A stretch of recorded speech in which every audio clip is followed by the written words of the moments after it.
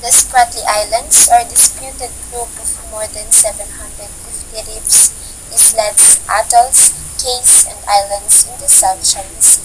The archipelago lies off the coasts of the Philippines, Malaysia, and southern Vietnam. Named after the 19th century British whaling captain Richard Spratly, who sighted Spratly Island in 1843, the islands contain approximately 4 square kilometers of land area spread over a vast area of more than 425,000 square kilometers.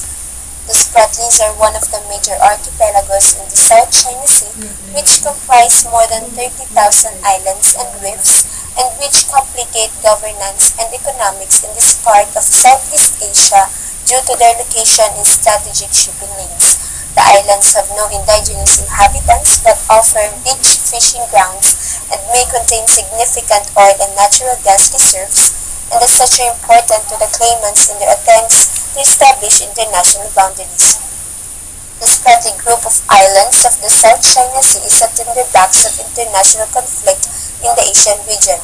An estimated 44 of the 51 small islands and reefs are claimed or occupied by the littoral states of Brunei, China, Cambodia, Indonesia, Malaysia, Philippines, Taiwan, Thailand, and Vietnam. The vast natural resources contained in the area consist primarily of oil, natural gas, and seafood. The dispute is further fueled by the growing attempts of incursion by China in the region, which is motivated by its expanding need to meet its energy demands. The overlapping sovereignty claims in Spratly have resulted in several military incidents since 1974 and in several countries awarding foreign companies exploration rights in the same area of the South China Sea. The problem that the Philippine government faces establishing within the international community of states its rightful claim over the islands of Spratly. While diplomatic attempts to assert Philippine sovereignty have been initiated as early as the 1970s, it is only recently upon ratification of the Philippines of the United Nations Convention on the Law of the Sea that an international recognized legal framework for resolving the competing claims aspired the Philippines' claim to new heights. With the force of customary law, Article 76 of UNCLOS has shifted the basis of the Philippine claim on Spratly from historical evidence to empirical scientific foundations. As the islands in Spratly are small in size and cannot support economic life of their own, and worse, many reefs and other features that are not above water all the time, they are unlikely to be conferred continental shelf or exclusive economic zone status. It is said that the history of the sea has been dominated by a central and persistent theme, the competition between the exercise of governmental authority over the sea and the idea of freedom of the seas. This is the balance that UNCLOS is envisioned to maintain. In order to facilitate the resolution of the competing claims, the UNCLOS has established a commission on the limits of the continental shelves. As a prerequisite to the granting of the claim, each coastal state must submit to the CLCS the necessary scientific information gathered according to the guideline set by Article 76 and its annexes. The deadline for submission has been set to May 2009. However, the Philippines is lagging behind with the other littoral claimants in finalizing, solidifying, and articulating its legal claim to the Spratly. At least 6 countries have set up military installations in the various islands of the Spratly. The escalating tension in the region is brought about the absence of any formal or internationally recognized adjudication of the claims. In Article 76, which covers the Philippines with the strongest scientific and legal basis for its claim, in Article 77, provides its patent rights over the Spratly. The potential of Spratly. The South China Sea is defined by the International Hydrographic Bureau as the body of water stretching in a southwest to northeast direction, whose southern border in 3 degrees Kalimtan and whose northern border is the Strait of Taiwan. From the northern tip of Taiwan, the area includes more than 200 small islands, rocks, and reefs. Despite the fact the archipelago is spread over 160,000 to 18,000 square kilometers of sea zone, all its islands are coral low and small, about 5 to 6 meters above the water.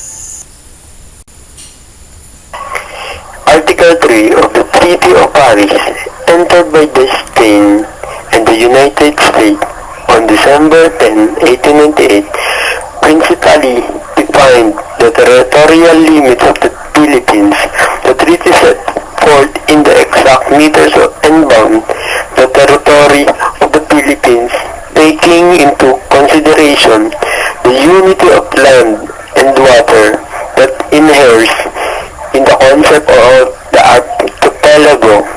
The subsequent constitution of the Philippines have adopted the historical and political boundaries of the Philippines as set in the Treaty of Paris as shown in Figure 1.0.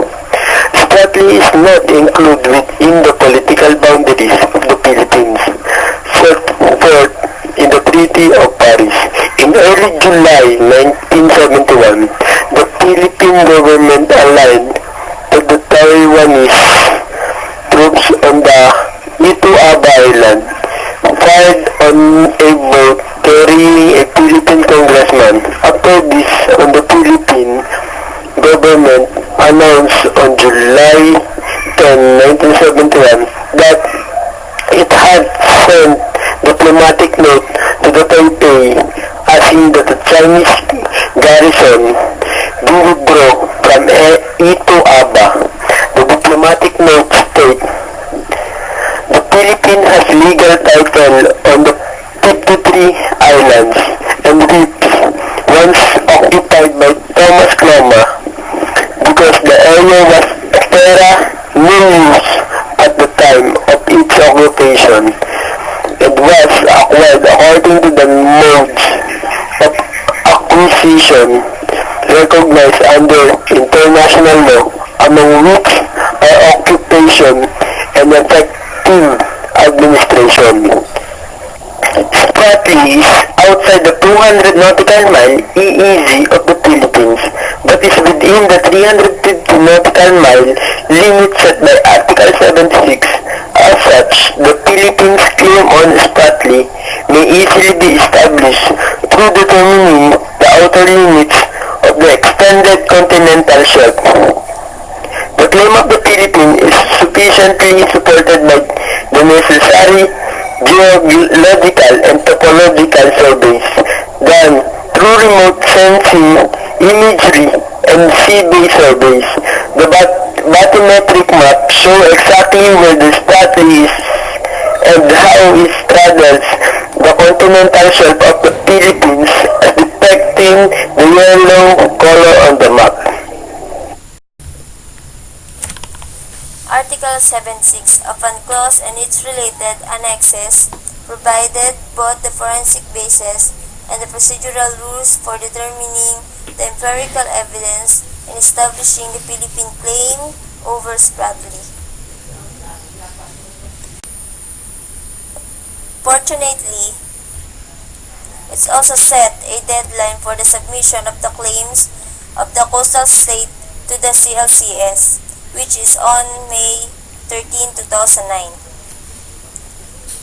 If the Philippine government fails to submit claims to the CLCS, it will most likely result in the possible forfeitures of the Philippines' right over the Spratly. As the deadline rapidly approaches, the Philippine government must immediately put together its legal and diplomatic strategy to complement the incontrovertible geological, geophysical, geographical, and hydrographical research that places Spratly as part of the extended continental shelves of the Philippine archipelago.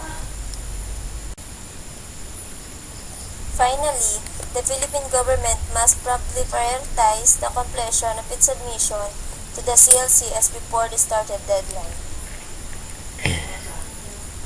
It must immediately designate the legal team that will prepare for the possible arbitration process with the ITLOS.